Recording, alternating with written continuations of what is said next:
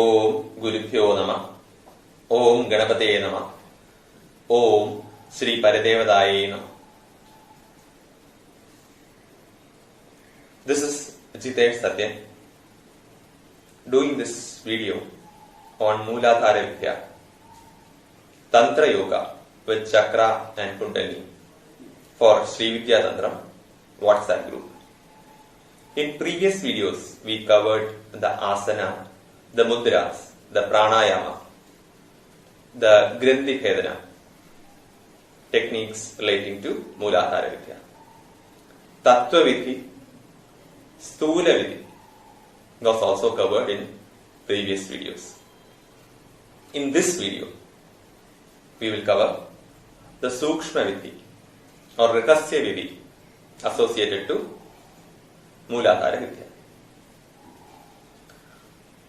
Before we get into the details of Sukshma Vidhi, like the previous videos, we will initially cover two questions that commonly came up in the relating to the previous video, and then we will look at the self-evaluation before starting this, the practice which is discussed in this video. So two of the questions.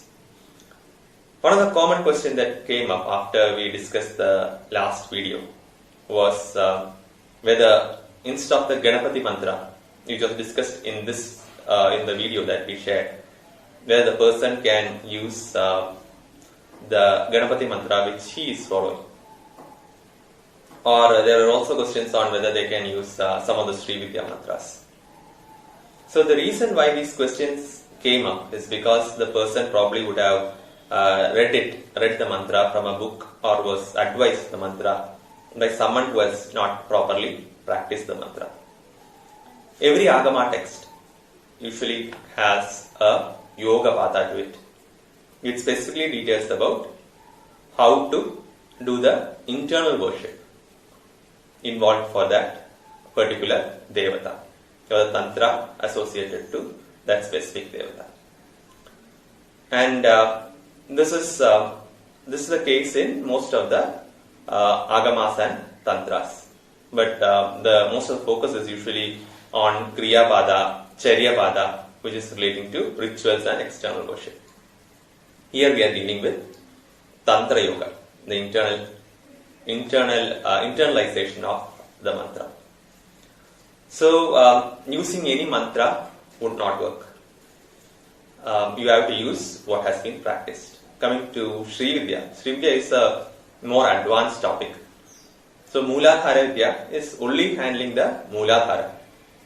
Even the basic mantra of Bala, the Tripura Bala mantra with 3 bijas, handles the 3 specific khandas, which is Agni Mandalam and Surya Mandalam and the Soma Mandalam.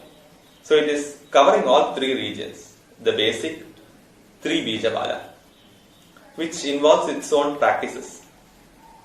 Tripura Sara Samuchaya gives a detailed discussion on how to do the mantra of Bala with 3 bijas. Now there are that has specific pranayama techniques, specific mudras, which needs to be specific blocks in order to move the energy upwards using the 3 bijas. How Lingatraya is associated to the 3 bijas. All these things is discussed in Tripura Sara Samuchaya. So with any mantra, whether it is Bala mantra, whether it is Panchadashi of goddess Lilita, Shodashi cannot be even chanted. So there are practices or people in modern times who are giving out Shodashi mantra for chanting or Mahashodashi mantra for chanting. Sri Tattva Nithi, Sri Tattva Chintamani. Yes, Sri Tattva Chintamani specifically says a person who chants Shodashi mantra or who gives Shodashi mantra as chanting has no clue of what is Shodashi mantra. So, let alone Mahashodashi. So that is the significance of how to work with different mantras, each having its own way to actually internalize, how to work with the Ida Nadi, Pingala Nadi, how to work with the different chakras, all these have specific significance when it comes to the different mantras. So any mantra will not work fine. If you want to learn as taught by my Guru Parampara, or if you want to learn Mooladhara Vidya, as shown in these videos, then you will have to follow this mantra. This applies to any mantra that you are following.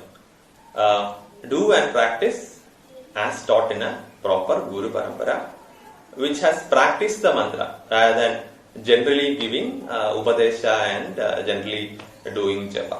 It will definitely give mental peace. Of course, any mantra will give mental peace, but it won't give the benefits of that specific mantra. Okay, so that was the first question. I think I covered both Ganapati as well as Srividya mantra question. You can yourself prefer Triprasara Samuchaya for Bala mantra, for Vamageshwari Vidya or Goddess Lilita Vidya, Shodashi Vidya. You can refer Sri Tattva Chintamani for that. All this will give you a lot of videos, at least to clarify your queries in terms of where you can actually modify things or where things are given to you wrongly by the modern gurus who would not have properly practiced it as per Guru Parampara. Okay, so the second question. The second question that was asked was when I am doing the sadhana, people were saying that they were having small pulsating feelings on their Ajna chakra, whether that is fine, or they were feeling in some other regions. So this is perfectly fine. The reason being, when you are actually doing the Dagini and Ganapati mantra, you are trying to move the energy upwards. So this is reversing the current that you are trying to do. Whether it is the mudra, the Ashwini and Vajroli mudra that you are following, or the mantra practice that you are following. So Apana Vayu, as I mentioned in the earlier video itself, has a tendency to move downwards. Here you are trying to push it upwards. So the energy you are trying to move upwards. Urdhva Gati is what you are trying to do. Not Adho. Urdhva. Move upwards is what you are trying to do. So when you do that, it's quite common that you will feel pressure, some tingling feeling, all this in upper region, specifically the Ajna chakra, which is normal. All you have to do is rather than focusing on that, changing your focus to that region, which will end up with probably headaches or pains in specific regions. It's better to focus back on the Mooladhara, the grounding level, and then get the energy upwards, and then have steady progress. So focus on the Mooladhara. You might have, you might be experiencing feelings in other locations, which is perfectly fine, but bring back your focus to Mooladhara. So we handle two questions. Now coming to the self-evaluation part. So in the previous video, we discussed about the different levels of japa, and we discussed how it needs to be changed to manas japa. So now the guru has to evaluate whether the person can do manasa, or whether the same energy frequencies can be generated without making external sound. So watch previous videos and then understand on how to reach this particular level. So the Shishya comes in and says he has actually been practicing. So Guru says, ask him to sit. They both start meditating. And then the Guru says, without uttering the Bijakshara, tell me which is the point that gets activated when you do and Sam. So the Shishya will actually have to, inside he'll have to try chanting that, and then the Guru evaluates.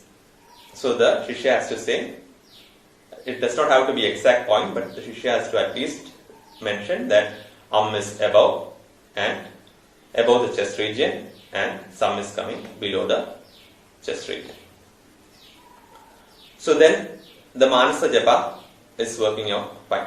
So there are a lot of fine level of control that you can do and which should be taught by the Guru if you actually encounter issues during your sadhana. Like you can very well control which nostril to make your dominant nostril. So you could inhale, if you want to inhale with just your left, you could do that. And if you want to exhale through your right, you can do that even without holding hands. There are different kriyas for it, where you could probably use some assistance initially to look at a specific nose in order to make it more dominant. Then you could have associated techniques in which you can hold your hands in order to change the dominant nostril. Or when you actually hold your hands and breathe out, you will find that one of the nostrils is more dominant in airflow. You can easily control that. So there are practices by which you are able to activate or move energy levels. So without even using different properties like holding hands or looking at a specific region, by just thinking or controlling with your mind, you will be able to switch. You will be able to bring your focus to specific regions as well.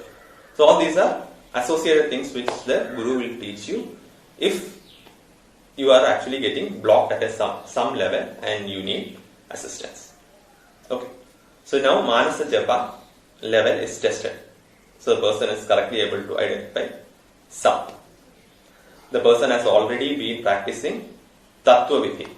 So when the person says Lam, it's not on the but La where the focus is coming, which we discussed in detail in the video on Tattva Vidhi.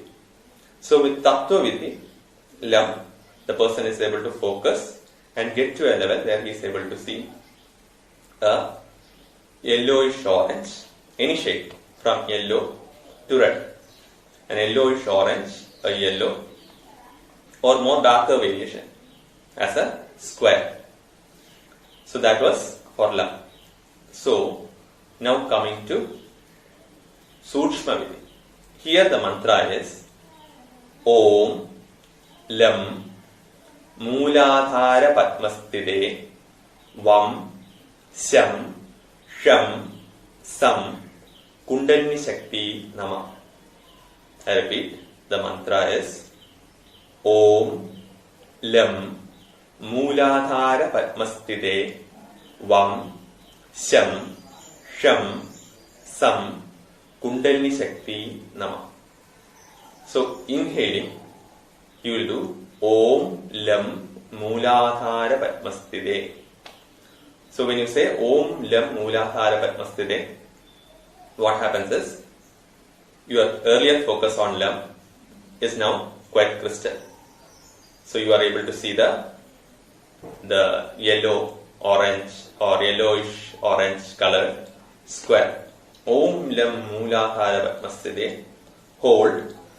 Do the earlier Ashwini and Vajroli Mudra. Okay, and then Vam Sham Sham Sam is the hold. When you hold, that's when you do Vam Sham Sham Sam, and then exhale Kundalini Shakti Nam.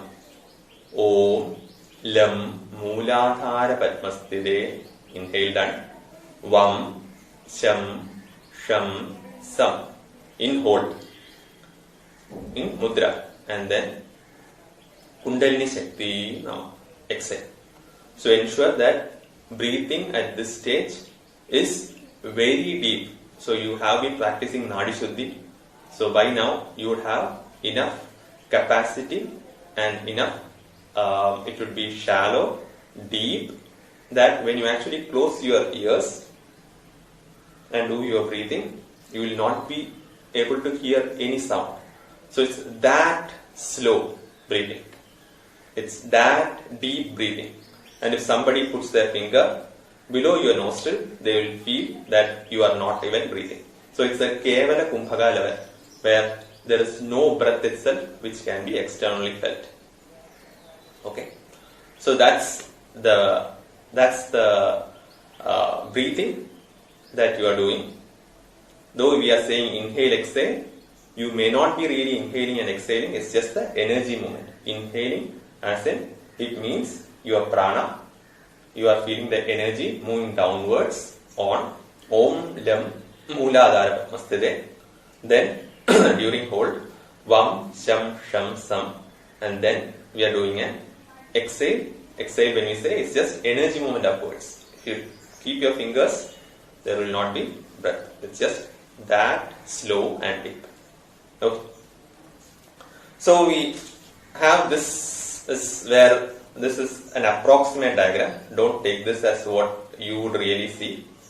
Your feeling, what comes to you would be different from what you see here. But this is an approximate representation of what comes after Tattva Vidhi with Lam and what is expected from Om Lam Mooladhara Padmasthite.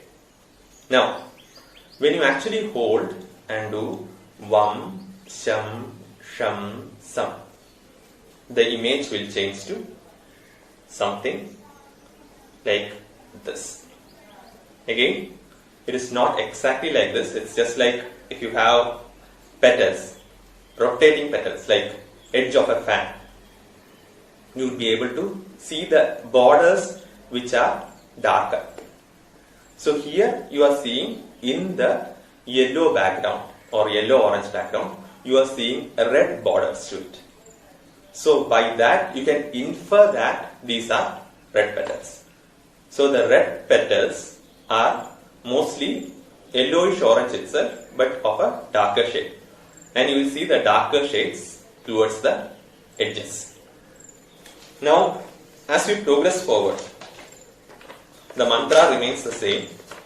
Om Lam Mooladhara Padmasthite Vam Sham Sham Sam Kundalini Shakti Nama. Your focus shifts towards the center.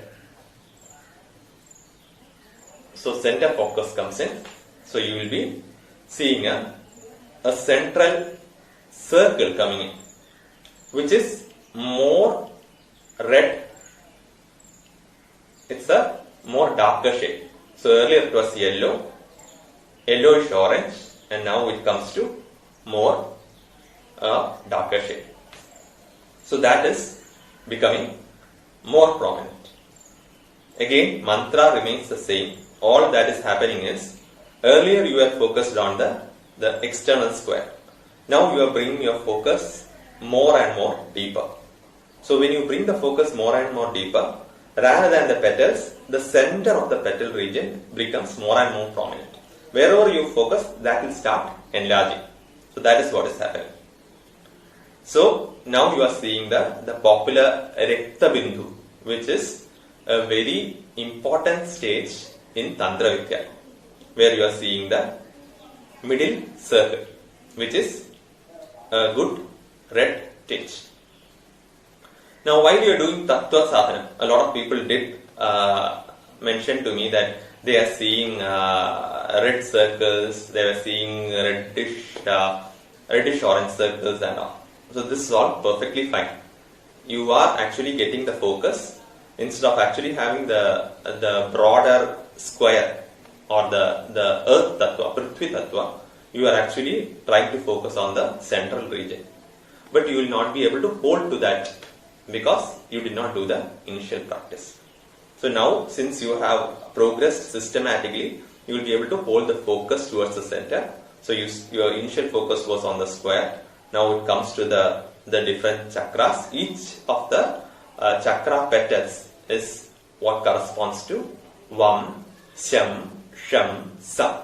So since you are focusing on Vam, Sham, Sham, Sam as part of your Manasa Japa, along with your prana movement, that's why you are able to see the borders. And once you actually leave the borders and start focusing more towards the center becomes large and you are able to see the details, which is more prominent in terms of the Rakta Bindu, or which is most commonly said as the early morning sun, Surya Koti Pradikasha, or as is mentioned in the scriptures for different devatas, where it is said that the rising sun, the early morning sun is actually felt, which is a very reddish sun which can be experienced. That is the Rakta Bindu, and when you focus more, you will be able to see it in a more darker red shade. So now we can infer that the external border was mostly yellow. It was yellow, Prithvi Tattva is yellow. However, since our focus was more broader due to the presence of the red petals, the square was appearing more orange or a shade between yellow and red. And that's the result. So the petals were red, but when you actually perceive it, you will be actually experiencing it as an orange shade or a shade between yellow and red. But it will have a more darker shade as you grow towards the center or as the focus deepens. Now as the focus deepens, then comes the next level. So the central bindu itself, inside the central bindu, you are going to see a yoni or a triangle shape, which is even more prominent and having a more darker shade to it. So in the diagram, we have actually shown the external surface around the yellow will be a dark color. So the dark color is spread across. So you will see that as just like when you actually close your eyes, the shade that you see will actually have some background to it. So there will be some shade and some background to it, and it is spread. So the spreading in all four directions is shown by the Trishula kind of representation on all the four corners. So that is the deeper color spread around the yellow, and inside the yellow you are having the four petals, and then in the center of that you see a concentration of a red color, and inside that you will be able to see the yoni. Now focus will keep alternating. You will again, when you lose focus, again you bring back your focus, and as you focus on something, it enlarges. So even after the bindu, then you will say that so the shishya will keep updating the guru in terms of what progress is happening, and he will actually say that now the yoni also is becoming enlarging, or the triangle itself is enlarging. So at this stage, he says like, okay, I am seeing a bindu and I am seeing the yoni. Guru says continue, focus now on the yoni or the triangle. He says the yoni itself is enlarging, and I see only the yoni, which is also now spreading across. Then to deepen the focus, the guru will say, now feel another yoni inside the triangle, and another triangle inside the yoni and triangle combination. So you have a bindu and a yoni inside it. And when the yoni enlarges to a specific level, the guru says there is another bindu inside the yoni, and inside that bindu there is a yoni. So bindu yoni, inside the yoni another bindu yoni, inside that another bindu yoni. So what the guru is trying to do is, or what my guru has also done or instructed me was, it deepens your focus. So you dip in terms of your deeper and deeper you get into the meditation.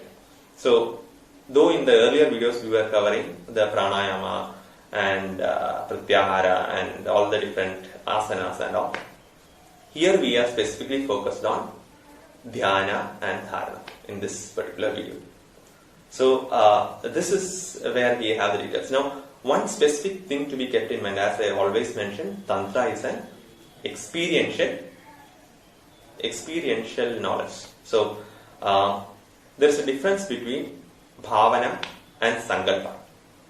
So there is a difference between imagination and experience, or experiential knowledge is different from imagination. So when you actually close your eyes, whatever you see, the colors, the different shades that you see, that has feeling associated to it. It has experience associated to it. It's not imagination.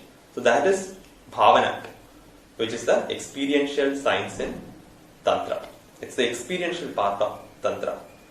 If it's only imagination, when you actually see something, let's say I'm imagining a yellow square. If you focus on it again, or if you try to keep your focus on something that is imagined, it will immediately slip off. But something that is grounded with experience, which is from a practice, which is linked to your prana movement, which is linked to your breathing, linked to your posture, that holds. So that is what we are trying to achieve here.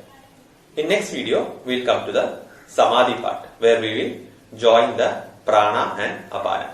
So techniques for that and how the Mooladhara will actually lead you to samadhi is what we will discuss in the next video.